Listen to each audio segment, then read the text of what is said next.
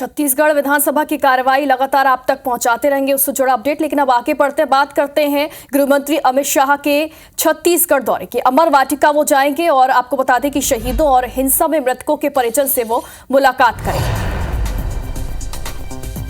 पहुंच चुके अमर वाटिका, ये एक अपडेट मिला है इस वक्त का। शहीद जवानों के परिजनों से वो अब मुलाकात करेंगे। दक्षिण बस्तर के कैंप में सैनिक सम्मेलन में भी आज वो शामिल होने वाले हैं।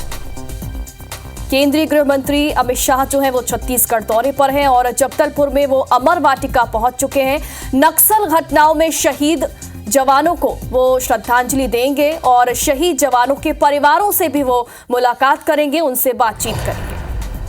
सीधी तस्वीरें देखिए, अमर वाटिका से ये सीधी तस्वीरें आपको दिखा रहे हैं। केंद्रीय गृह मंत्री अमित शाह अमर वाटिका पहुंच चुके हैं।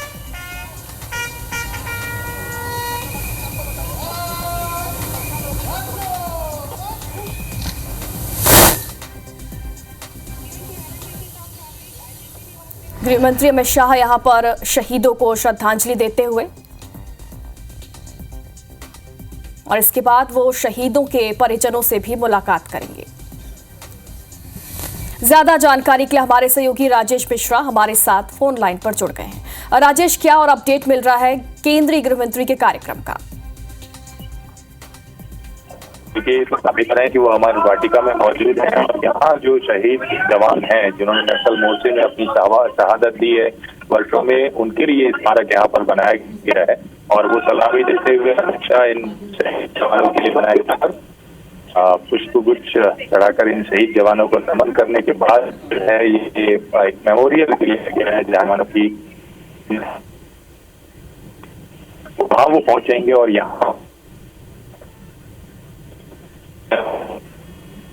उनसे भी मुलाकात करेंगे करीब 10 मिनट। बिल्कुल, आप हमारे साथ बने रहिएगा, लगातार आपसे अपडेट लेते रहेंगे। फिलहाल ये तस्वीरें हम अपने दर्शकों को दिखा रहे हैं। केंद्रीय गृह मंत्री अमित शाह जो है वो अमर वाटिका पहुंचे हुए हैं और यहां पर शहीदों को श्रद्धांजलि दे रहे हैं, श्रद्धा सुमन उन्हें अर्पित किए जा रहे हैं। हमारे सहयोगी हमारे साथ लगातार जुड़े हुए हैं। जी बताएं राजेश।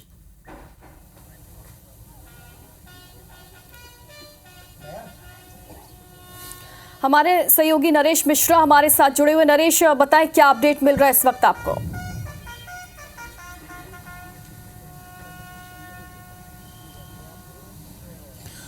देखिए, आप देख सकते हैं तस्वीरों में कि जो अमर वाटिका है यहाँ पर शहीद जवानों को श्रद्धांजलि देते हुए अमित शाह, और श्रद्धांजलि देने के साथ वो ये साथ में जो मेमोरियल बनाया गया है वहाँ पर जाएंगे जहाँ पर नक्सल मोर्चे पर जितने भी शहीद जवान हैं उनकी पट्टिकाएँ लगाई गई हैं उनकी शहादत की याद में। और इन सभी के साथ जो है जो शहीद जवान हैं उनके परिजनों से भी मुलाकात करेंगे। सभी परिजनों को यहाँ पर बुलाया गया है, अलग अलग जिलों से कुछ जो परिवार के लोग हैं उनको बुलाया गया है और उन सभी से मुलाकात करने के बाद उनके प्रति संवेदना जाहिर करने के साथ ही जो है जिस तरह से एक नक्सल मोर्चे पर शहीद जवानों को जो रेमेडीज़ हैं उनके परिवार से जुड़ी हुई जो समस्याएँ हैं उनको लेकर भी जो सरकार काम कर रही है उसको लेकर भी आश्वासन यहाँ पर वो दे सकते हैं। तो ये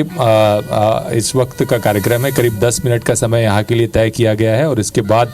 जो बीजापुर और सुकमा जिले की सरहद पर नए जो फॉरवर्ड बेस कैंप खोले गए हैं नक्सल ऑपरेशंस के लिए, वहाँ के लिए केंद्रीय गृह मंत्री रवाना होंगे। शहीद जवानों की शहादत के नाम पर जो संदेश है वो भी इस जगह पर यहाँ अमित शाह दर्ज करेंगे। इस वक्त शहीद जवानों को श्रद्धांजलि देते हुए अमित शाह, प्रदेश के डीजीपी भी साथ में मौजूद हैं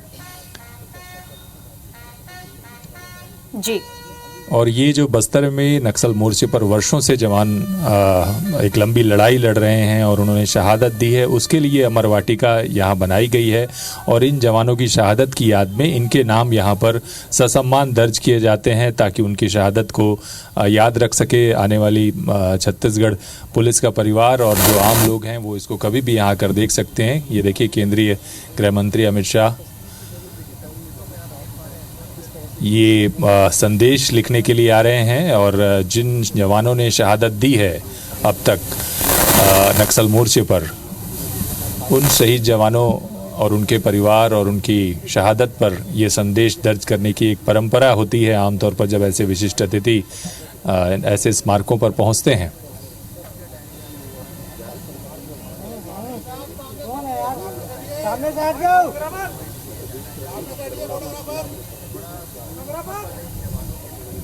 तो इसके साथ ही जो है प्रदेश के मुख्यमंत्री उप मुख्यमंत्री विजय शर्मा जी वे भी साथ में पहुंचते हुए,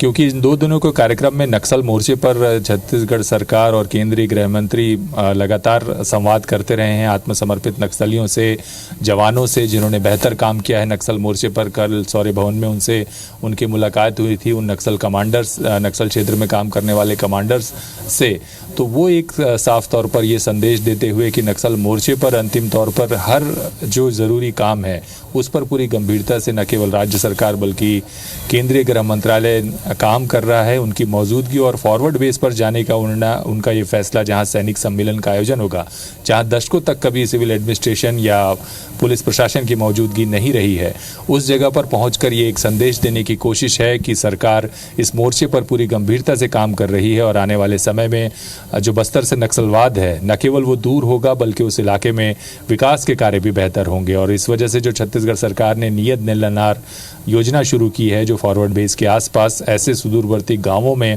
संचालित की जा रही है जहां पर विकास का कोई काम नहीं हुआ है और दशकों से इस वजह से नक्सलवाद यहां पनपता रहा है, तो ये इन कार्यों का भी निरीक्षण वहां पर करेंगे। स्थानीय ग्रामीणों से भी मुलाकात होगी सैनिक सम्मेलन के साथ। ये प्रोग्राम ऑफिशियली अनाउंस नहीं किया गया है सुरक्षा कारणों के मद्देनज़र, पर केंद्रीय गृह मंत्री वहां पहुंचेंगे और वहां लोगों से मुलाकात करेंगे, जवानों की हौसला अफजाई करेंगे और जो लक्ष्य तय कर रखा गया है नक्सलवाद के उन्मूलन को लेकर, उसको लेकर जो केंद्रीय गृह मंत्री है उनका ये महत्वपूर्ण दौरा है। और यहाँ से लौटने के बाद जब वो रायपुर में इन सभी कार्यों की समीक्षा करेंगे और आने वाले समय में बस्तर विशेष तौर पर, साथ ही राजनांदगांव और छत्तीसगढ़ के जितने भी नक्सल प्रभावित क्षेत्र हैं वहाँ किस तरह से काम किया जा सकता है, उसको लेकर रणनीति पर एक बार चर्चा होगी, कार्यों की समीक्षा की जाएगी। आपको बता दें कि बस्तर के जो नक्सल प्रभावित क्षेत्र हैं न केवल नियत निलनार योजना बल्कि इसके अलावा जो सड़क और कनेक्टिविटी को लेकर भी कई महत्वपूर्ण काम और प्रोजेक्ट बनाने की बात कही गई है। कल जो केंद्रीय गृह मंत्री अमित शाह हैं, प्रदेश के मुख्यमंत्री हैं, इन्होंने नक्सल पीड़ित परिवारों से मुलाकात की, उन्हें आश्वासन दिया कि 10 साल पहले भी जिन माओवादियों ने मुख्य धारा में वापस लौटने का फैसला किया है उन सभी लोगों को जो पुनर्वास योजना है उसका लाभ दिया जाएगा, वे मुख्य धारा में लौटें। ये भी अपील की गई है कि नक्सली अगर सरेंडर करते हैं तो उन्हें सभी योजनाओं का लाभ आने वाले समय में यहाँ पर मिलेगा और इसके लिए न केवल प्रधानमंत्री आवास के साथ भविष्य में भी उनका परिवार मुख्य धारा में कितने बेहतर तरीके से काम कर सके उसके लिए भी योजनाएं तैयार करने की दिशा में काम किया जा रहा है। और छत्तीसगढ़ पुनर्वास योजना जो देश की सबसे बड़ी पॉलिसी, सबसे बेहतर पॉलिसी होगी, इसको लेकर भी उन्होंने संदेश दिया है। अब वो उस अमर वाटिका से स्मारिका की तरफ जा रहे हैं जहां पर जो शहीद जवानों का आप देखिए ये नाम सुनहरे जो पट्टिकाएं हैं उसमें दर्ज है। तो इन नामों का निरीक्षण करते हुए प्रदेश के मुख्यमंत्री विष्णुदेव साय और विजय शर्मा डिप्टी सीएम, उप मुख्यमंत्री और प्रदेश के गृह मंत्री उनके साथ हैं और ये वहाँ पर देखिए सभी इन लोगों का निरीक्षण करते हुए साथ में जो प्रदेश के डीजीपी हैं वो उन्हें अवगत कराते हुए कि नक्सल मोर्चे में अलग अलग जिलों से जो जवान शहीद हुए हैं उन सभी के नाम यहाँ पर दर्ज हैं और ये कोशिश की जा रही है कि नक्सल मोर्चे पर जो परिवार इन शहीद जवानों का जो निर्भर परिवार है उनको भी किस तरह से बेहतर जो योजनाएं हैं उनका बेहतर तरीके से लाभ दिया जा सके। और यही वजह है कि पिछले कुछ सालों में छत्तीसगढ़ पुलिस के बड़े अधिकारियों को ये जिम्मा भी दिया गया है कि समय समय पर इन परिवारों से मुलाकात करते हुए उनकी समस्याओं से अवगत हों, उनके लिए बेहतर जो पैकेज हैं, जो सरकारी योजनाएं हैं, चाहे भर्ती से जुड़ी हों या फिर अन्य समस्याओं से जुड़ी परिवार के शिक्षा और दूसरी चीज़ों को लेकर, इन पर भी बेहतर तरीके से काम किया जाए। तो ये उन्होंने निरीक्षण किया संदेश लिखने के बाद और अब जो है केंद्रीय गृह मंत्री उन परिवारों के कुछ सदस्यों से केवल मिलने के लिए रवाना हो रहे हैं। तो केंद्रीय गृह मंत्री अमर वाटिका में शहीद जवानों को श्रद्धांजलि देते हुए और देने के बाद उन्होंने निरीक्षण किया इस अमर वाटिका में किस तरह से अमर जवानों के नाम यहाँ पर दर्ज किए गए हैं। साथ ही कुछ निर्देश भी वो दे रहे हैं आवश्यक कि इसे और बेहतर तरीके से किस तरीके से संजोया जाना चाहिए, क्योंकि ये देश की जो भूमि है उसके लिए खून बहाने वाले जवानों का स्मारक है। तो इसके लिए भी आवश्यक दिशा निर्देश देते हुए केंद्रीय गृह मंत्री इसके बाद ये शहीद जवानों को यहाँ श्रद्धांजलि देने के बाद सैनिक सम्मेलन में शामिल होने के लिए सीधे जो नक्सल संवेदनशील फॉरवर्ड बेस कैंप हैं, तकरीबन 19 ऐसे नए कैंप ऐसे क्षेत्र में खोले जा रहे हैं जो कि दशकों से माओवादियों का सबसे मजबूत क्षेत्र माना जाता रहा है। और पिछले अगर आप देखें तो सप्ताह भर में ही ऐसे 2 नए कैंप और पुलिस ने खोले हैं सुकमा बीजापुर बॉर्डर पर। ये वो क्षेत्र है जहां दशकों तक अर्धसैनिक बलों ने बड़ी शहादत दी है। कई जवानों ने यहाँ शहादत दी है। डीआरजी के जवान, एसटीएफ, छत्तीसगढ़ पुलिस के जवान, इन्होंने यहाँ पर शहादत दी है। और केंद्रीय गृह मंत्री अब यहाँ से उन परिवारों से मिलने के लिए जा रहे हैं जो नक्सल हिंसा के दौरान उन जवानों के परिवार जिन्होंने अपने परिवार से अपना सदस्य खोया है छत्तीसगढ़ पुलिस में सेवा के दौरान, उनके परिजनों से भी मुलाकात करेंगे और मुलाकात के बाद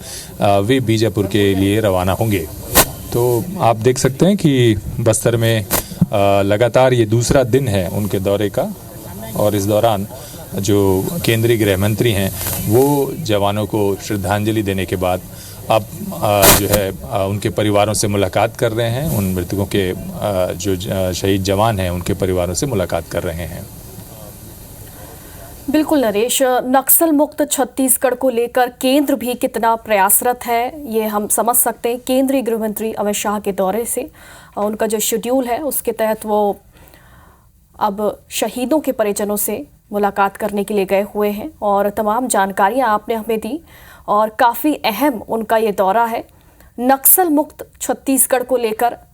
लगातार प्रयास किए जा रहे हैं और केंद्र इसके लिए लगातार प्रयासरत है।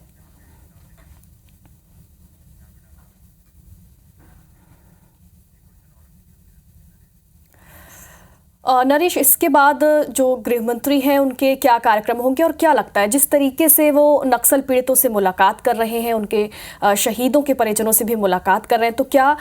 कोई जो घोषणा है वो इसके बाद की जा सकती है, कोई बड़ी घोषणा उनसे संबंधित?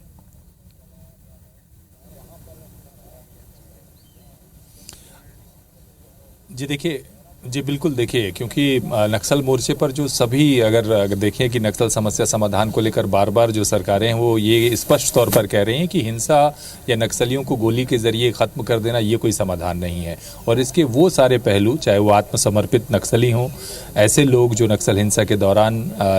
स्थानीय लोग जिन्होंने बेवजह इस हिंसा में अपना कोई अंग खोया हो, अपने परिवार के लोगों को खोया हो, इसमें सशस्त्र बल के जवान भी शामिल हैं जो इस तरह से लगातार लंबे समय से यहाँ पर शहादत दे रहे हैं। उन सभी के हिस्से को जब तक उन लोगों को न्याय नहीं मिलेगा, उनके परिवारों को बेहतर सुविधाएं नहीं मिलेंगी, तब तक इस समस्या का स्थायी समाधान नहीं होगा। तो एक तरह से अगर आप देखें तो ये पिछले लगातार जो बैठक की है उन्होंने, यहाँ तक कि उन्होंने मांझी मुखिया चालकियों से भी मुलाकात की है, क्योंकि इस क्षेत्र में लंबे समय से नक्सली जिस तरह ग्रामीण परिवेश में दाखिल हुए और उन्होंने अपनी पकड़ बनाने में, मजबूत पकड़ बनाने में कामयाब रहे वो, तो इसे ध्यान में रखते हुए जो परंपरागत मांझी मुखिया चालकी होते हैं, जो पंचायत और समाज के मुखिया की तरह काम करते रहे हैं पीढ़ियों से, उनसे भी उन्होंने मुलाकात की और उनके लिए उनका मानदेय उन्होंने मांग की थी कि मानदेय बढ़ाया जाए और साथ ही जनपद और जिला स्तर पर जो भी फैसले लिए जाते हैं वहां भी उन्हें शामिल किया जाए। तो इस पर भी काम किया है और निश्चित तौर पर इन जो पीड़ित परिवार, जो शहीद जो जवान है, उनके परिवारों से मिलेंगे तो निश्चित तौर पर आश्वासन